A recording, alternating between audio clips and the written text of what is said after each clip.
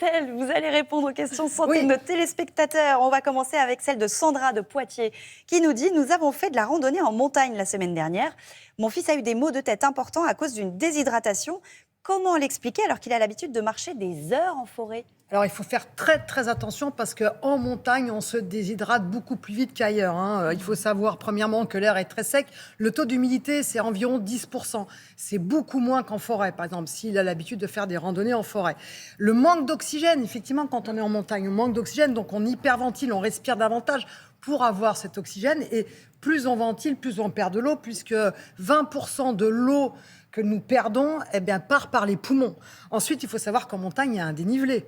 Donc c'est difficile. Plus l'activité est intense, plus notre corps chauffe, plus on doit transpirer pour se refroidir. Oui. Donc on perd beaucoup plus d'eau. Donc en montagne, attention, si vous êtes là-bas et par ces fortes chaleurs, il faut absolument vous hydrater. Et hier, on parlait des boissons énergétiques. Ah oui. Vous savez, qui étaient intéressantes pour les sportifs de haut niveau. Si vous êtes pas mal en montagne. C'est exceptionnel. Pourquoi ? Parce que ça permet à l'eau de bien être absorbée et de bien récupérer. Il y a les sels minéraux, des vitamines qui permettent vraiment l'absorption des sucres de cette eau. Donc voilà, pourquoi pas les boissons énergétiques en montagne pour la randonnée. Parfait. Question de Dorothée de Pamiers.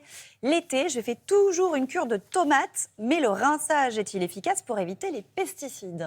Alors non, le rinçage n'est pas efficace pour éviter les pesticides, c'est pas suffisant en tout cas. Je vous rappelle qu'en agriculture conventionnelle, 50 à 70% des tomates contiennent des résidus de pesticides.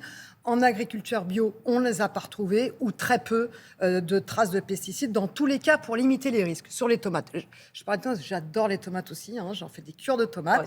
Surtout en ce moment, elles commencent à être bien mûres, un peu en avant-saison. Alors, ce qu'il faut, c'est les consommer rapidement. Parce que quand vous avez les pesticides qui sont sur la peau, eh bien, ces pesticides, ces produits phytosanitaires peuvent migrer dans la chair. Donc, mangez les tomates le plus tôt possible. Deuxièmement, il faut bien les laver ou les éplucher, si vraiment on a un doute, et pour les laver, du bicarbonate de soude.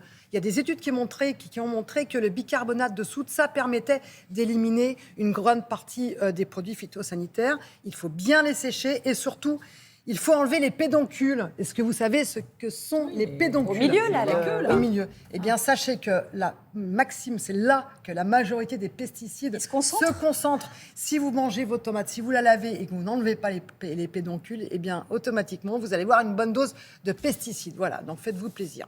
Très bien, et enlevez les pédoncules. Et enlevez les pédoncules. Mince alors.